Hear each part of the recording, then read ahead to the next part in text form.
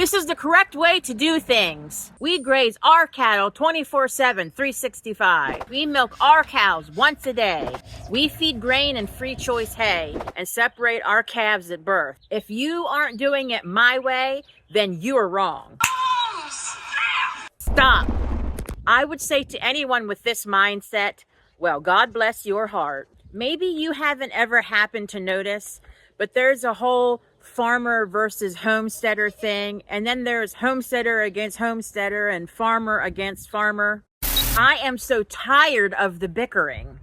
Look, even the most traditional of homesteading and farming practices will look different at each location, and there is definitely more than one way to do things. My husband was a commercial dairy farmer for a number of years, and I have family and friends that are commercial farmers. I grew up on a small bit of everything livestock farm. You probably know the type. Now as a family, we have a micro raw pet milk dairy and livestock farm. We were a part of the Pennsylvania Dairy Princess promotion program, and my daughters are still in 4-H. We don't consider ourselves a real farm in the conventional sense, and we don't fit the mold for a homestead either. So what are we? I would like to say we're kind of stuck in the middle. Coming from the more commercial side of things, I used to think that they were the worst for back talking, smack talking, and backstabbing, but I have recently learned, in fact, homesteaders are just as bad. And the worst of them are opinionated women who assume too much and know too little. And that is a fact. And I can say that because I am obviously a woman. So do better.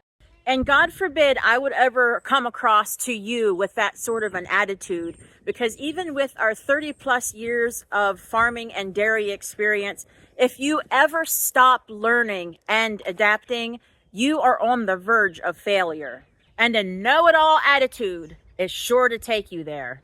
Knowing more does not equate to knowing better, and knowing different does not mean that the old ways are necessarily wrong.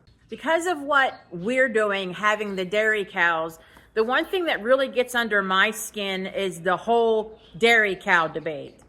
They say commercial dairy farmers, their cows are dirty, they're not taken care of.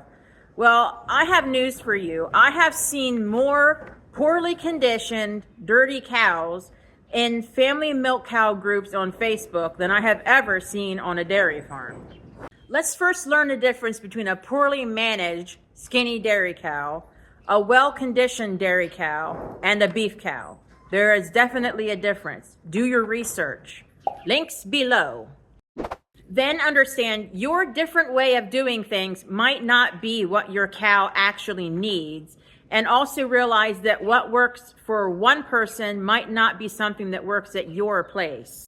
And for heaven's sakes, please remember, even the most pristine of farms is going to have mud and manure, and cows do lay in it. Do not judge somebody by the mud on their cows and the size of their place. I know a family who raises top genetic dairy show cattle. Their farm is small but conventional and unassuming, and yes, their cows do get dirty, but they bring home top honors from cattle shows all across the country. The only thing that I can definitely see that makes homesteaders and small farmers better is that they will actually reach out to the more commercial dairy farmers and farmers in general for assistance and advice. You're not often to see that going both ways.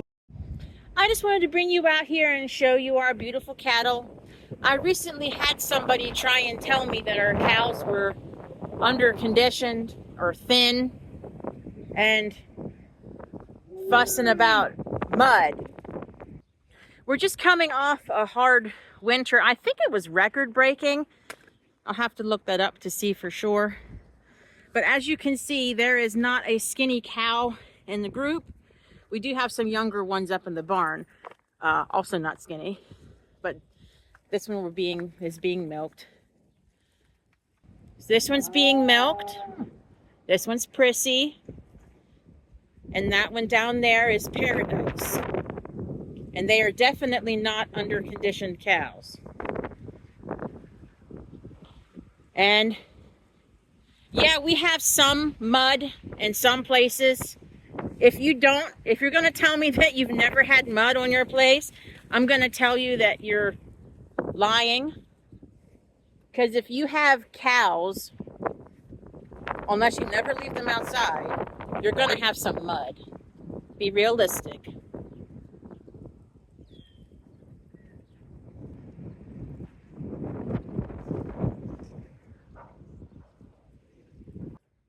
So, know what you're talking about, folks. So let's settle this once and for all. Who is right? Well, that's easy. The winners are those that continue to learn, strive to do better, help when they can, and respectfully teach others. One way to definitely make sure that you're doing things the wrong way is to refuse to continue to learn and improve your practices. And that's a fact. Peace.